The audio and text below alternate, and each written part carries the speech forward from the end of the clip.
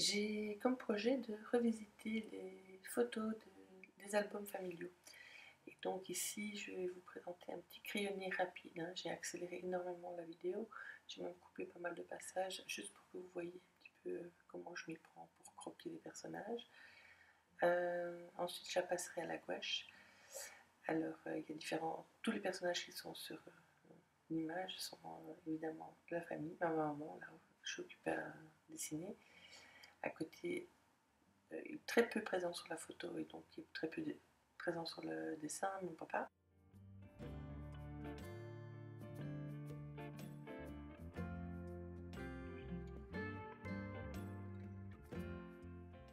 Le dessin touche à sa fin, la partie croquis, donc on va pouvoir passer à la mise en couleur à la gouache.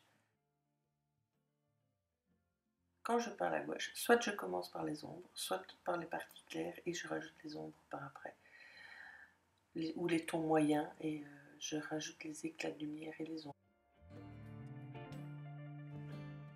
Ici en tout cas j'ai commencé par les tons moyens. Je les positionne, je passe d'un personnage à l'autre, comme ça sur le premier personnage ça attend le temps de sécher un tout petit peu, ou alors je le fais comme ici dans l'humide. Pour ce qui est du support, je travaille presque tout le temps avec du papier recyclé.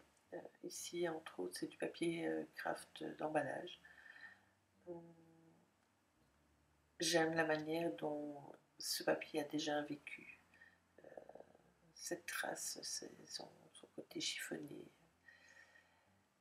Cela dit, pour pouvoir travailler comme ça sur n'importe quel papier de récup, j'ai toujours besoin de préparer mon papier. Ici, comme souvent, c'est un fond léger de gesso, légèrement teinté.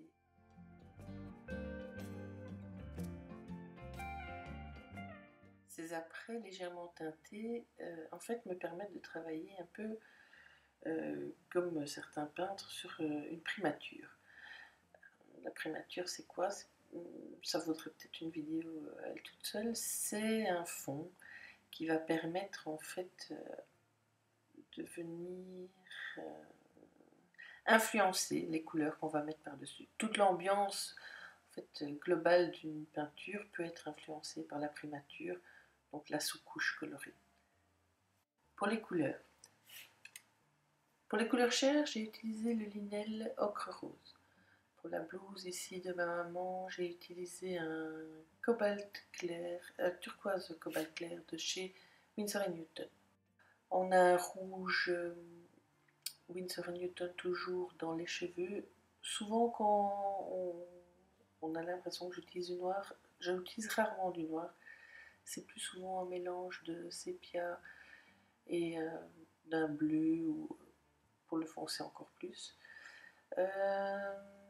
Dans les cheveux, là, je vais utiliser un Oradam. Décidément, j'ai du mal avec cette marque, je me trompe chaque fois. Ombre nature pour ces cheveux blonds.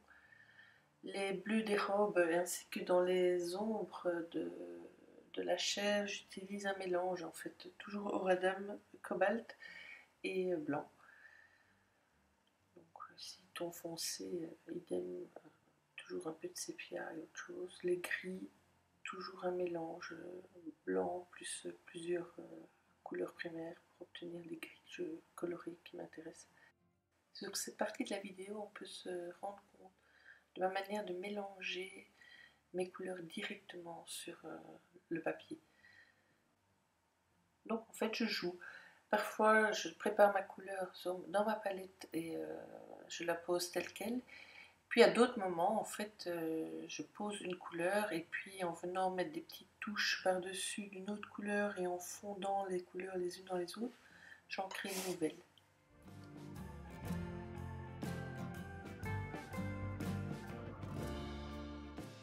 Une fois le travail à la gouache sec, je reviens souvent avec, en tout cas ici, dans ce cas-ci, avec du crayon de couleur. Je redéfinis un petit peu les formes.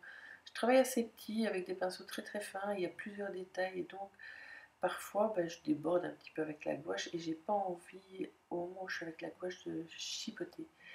Et donc ce trait de crayon par-dessus me permet de venir vraiment redéfinir mes formes, rajouter quelques petites ombres délicates. En général, je travaille avec des crayons très très bien taillés. Et en revisionnant cette vidéo, j'ai chaque fois envie de m'arrêter et de dire mais taille ton crayon. Donc là, pris dans l'effervescence du dessin, je me suis pas rendu compte que mes crayons n'étaient pas très très bien taillés. Donc voilà, encore un petit peu d'ombre. Et voilà le résultat final. J'espère que cela vous aura plu. Bye bye!